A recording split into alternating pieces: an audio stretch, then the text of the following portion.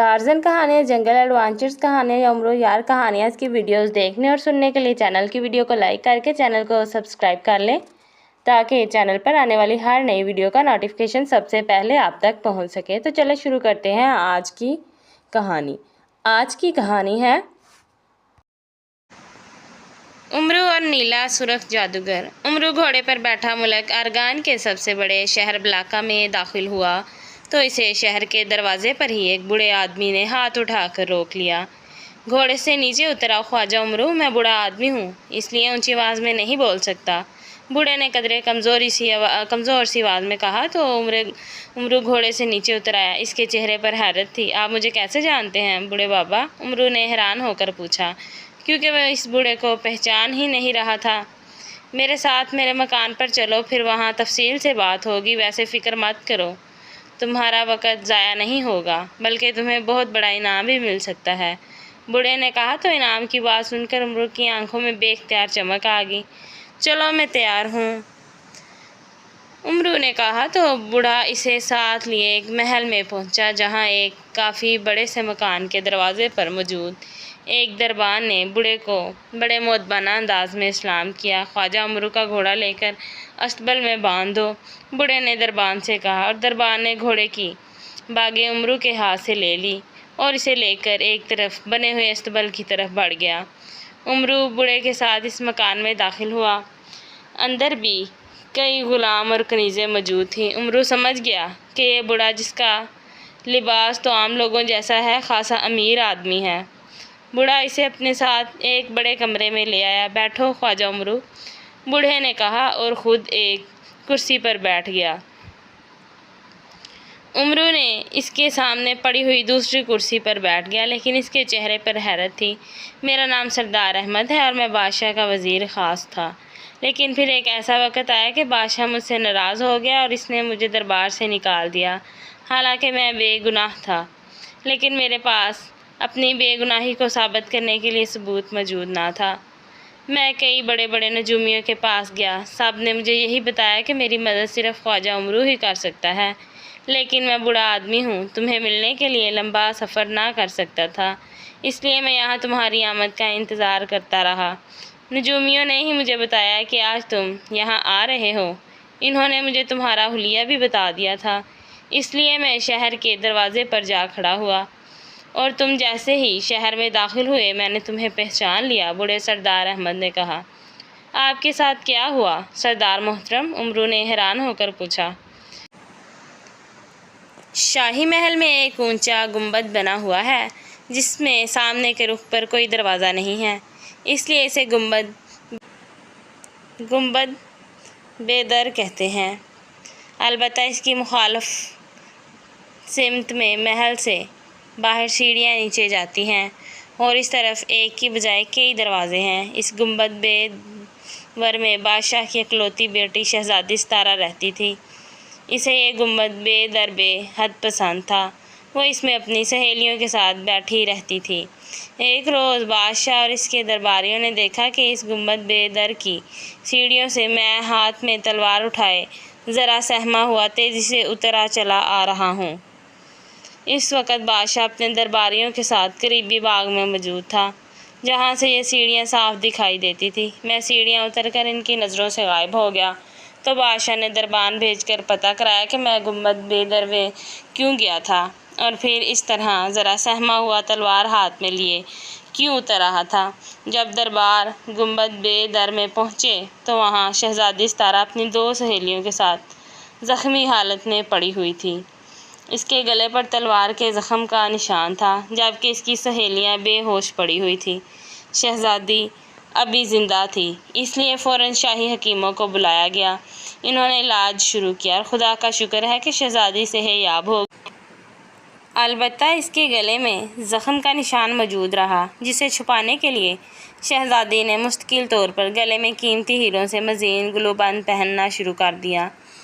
जब शहज़ादी और इसकी सहेलियों को होश आया तो इन सब ने बताया कि मैं अचानक तलवार उठाए गुंबद बेदर में पहुंचा और मैंने तलवार से शहज़ादी पर हमला कर दिया। مجھے حملہ کرتے دیکھا کہ سہیلیاں خوف سے بے ہوش ہو گئی، جبکہ شہزادی زخمی ہو کر بے ہوش ہو گئی۔ بادشاہ نے مجھے تلاش کرایا تو میں اپنے محل میں سویا ہوا ملا۔ مجھے پکڑ کر بادشاہ کے پاس لے جایا گیا۔ بادشاہ بے حد غصے میں تھا، لیکن میں نے صاف انکار کر دیا کہ میں تو گنبد بے در میں گیا ہی نہیں۔ میرے محل کے غلاموں اور کنیزوں نے بھی گواہی دی کہ میں تو صبح سے محل سے ہی نہیں نکلا تھا۔ اس پر بادشاہ نے مجھے موت کی سزا تو نہ دی، لیکن مجھے وزارت سے نکال دیا اور میرا محل اور سارا سامان چھین لیا، اور میں یہاں اپنے آبائی مکان میں آ گیا۔ بوڑھے نے کہا، تو کیا آپ واقعی گنبد بے در میں نہیں گئے تھے؟ امرو نے حیران ہو کر پوچھا۔ ہاں، میں قطعی واقعی نہیں گیا تھا اور آج تک نہیں گیا، بوڑھے نے جواب دیا۔ تو پھر وہ کون آدمی تھا جسے بادشاہ اور اس کے درباروں نے بھی دیکھا؟ اور شہزادی اور اس کی سہیلیوں نے بھی؟ امرو نے اور زیادہ حیران ہوتے ہوئے پوچھا۔ یہی تو مسئلہ تھا، بادشاہ سلامت نے شاہی نجوموں سے پوچھا تو اس نے حساب لگا کر بتایا کہ شہزادی کو زخمی کرنے والا میں نہیں تھا، بلکہ ایک بہت بڑا جادوگر تھا جو میرے روپ میں گیا تھا۔ اس جادوگر کا نام باتورا جادوگر ہے، لیکن اسے نیلا سرخ جادوگر کہا جاتا ہے، کیونکہ اس کے چہرے کا آدھا حصہ اور ٹھوڑی کا رنگ گہرا سرخ ہے، اور جبکہ چہرے کا دوسرا آدھا حصہ نیلا ہے۔ شاہی نجومی کے مطابق اس جادوگر کو اپنے جادو کی طاقت کے لیے شہزادی ستارہ کا خون چاہیے تھا، اور وہ خون جادو کے قانون کے مطابق یہ خون حاصل نہ کر سکتا تھا۔ اس لیے اس نے جادو کا ایک پتلا میری شکل کی صورت میں اور قد و قامت بنا کر بھیجا اور شہزادی کو زخمی کر کے اس کی گردن سے خون نکال کر لے گیا۔ بادشاہ سلامت نے شاہی نجومی کے بیان کی وجہ سے بھی مجھے قتل نہ کرایا۔ میں نے بھی جن نجومیوں سے پوچھا ہے، سب نے یہی جواب دیا ہے، لیکن میرے پاس بے گناہی کا ثبوت نہیں ہے۔ میں چاہتا ہوں کہ تم اس نیلے سرخ جادوگر کو پکڑ کر اس کو منوا لو اور بادشاہ کو ثبوت دے دو، تاکہ میری عزت بحال ہو سکے۔ میں تمہیں جتنا برا نظر آ رہا ہوں، میں اتنا برا نہیں ہوں، لیکن میں اپنی بے عزتی اور فکر کی وجہ سے برا ہو گیا ہوں۔ میں تمہیں منہ مانگا انعام دوں گا، بوڑھے نے کہا۔ پھر پہلے پیشگی انعام دے، امرو نے کہا۔ تو بوڑھے نے جلدی سے اٹھ کر ایک الماری سے ہیرے جواہرات سے بھری ہوئی ایک تھیلی اٹھا کر امرو کو دے دی۔ امرو نے جلدی سے تھیلی اپنی زنبیل میں ڈالی اور سردار احمد سے وعدہ کر لیا کہ وہ جلد ہی اس نیلے سرخ جادوگر کو نہ صرف ہلاک کر دے گا، بلکہ اس سے سردار احمد کے لیے ثبوت بے گناہی بھی حاصل کر لے گا۔ چنانچہ بوڑھا بے حد خوش ہوا اور امرو اس سے اجازت لے کر سرائے میں پہنچا، اور وہاں کمرے میں پہنچتے ہی اس نے کمرے کا دروازہ بند کیا اور زنبیل میں سے بولنے والی گڑیا نکال کر اس نے اس کے سر پر انگوٹھا رکھ کر دبایا تو گڑیا کی آنکھیں زندہ انسانوں جیسی ہو گئی۔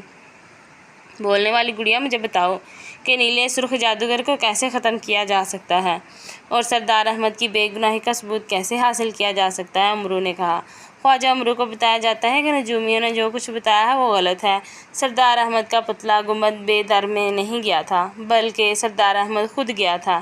اسے سرخ نیلے جادوگر نے اپنے جادو کے زور سے وہاں پہنچایا تھا، لیکن اس سے پہلے اس نے اپنی تلوار سے شہزادی کی گردن کاٹ کر اس کا خون پی لیتا۔ خواجہ امرو کو چاہیے کہ وہ سب کے سامنے ہوائے ماضی چلا کر یہ منظر سب کو دکھائے۔ اس طرح سب کو معلوم ہو جائے گا کہ سردار احمد بے گناہ ہے، کیونکہ اگر شہزادی کو اس نے زخمی کیا ہوتا تو اس کی تلوار خون آلودہ ہوتی، جبکہ سردار احمد نے جب شہزادی کو زخمی دیکھا تو وہ خوف زدہ ہو کر نیچے اتر آیا تھا، بولنے والی گڑیا نے کہا۔ لیکن جادوگر نے ایسا کیوں کیا؟ امرو نے پوچھا۔ اس لیے کہ جادو کے خون کے مطابق اس کا الزام کسی نہ کسی آدمی پر لگانا ضروری تھا، اور اتفاق سے جادوگر نے سردار احمد پر یہ الزام لگا دیا، بولنے والی گڑیا نے جواب دیا۔ اس جادوگر کو کس طرح ہلاک کیا جا سکتا ہے؟ امرو نے پوچھا۔ جب ہوائے ماضی چلے گی تو وہ جادوگر بھی سب کے سامنے آ جائے گا، لیکن وہ تمہیں قتل کرنے کی کوشش کرے گا۔ جس وقت وہ تمہارے قریب آئے، تم ہاتھ اٹھا کر ہوائے ماضی کو بند کر دینا اور جال الیاسی ڈال کر اس جادوگر کو قید کر لینا، تاکہ وہ بھاگ نہ سکے، اور پھر خنجر سلیمانی سے ہلاک کر دینا، کیونکہ نیلے سرخ جادوگر کی جان اس کے جسم میں ہی ہے، اس لیے وہ فوراً ہلاک ہو جائے گا، بولنے والی گڑیا نے کہا۔ اور اس کے ساتھ اس کی آنکھیں بند ہو گئی، اور تو امرو نے اسے واپس زنبیل میں ڈالا اور دوسرے روز وہ دوبارہ سردار احمد سے ملا، اسے سارا واقعہ بتایا تو وہ بے حد خوش ہوا۔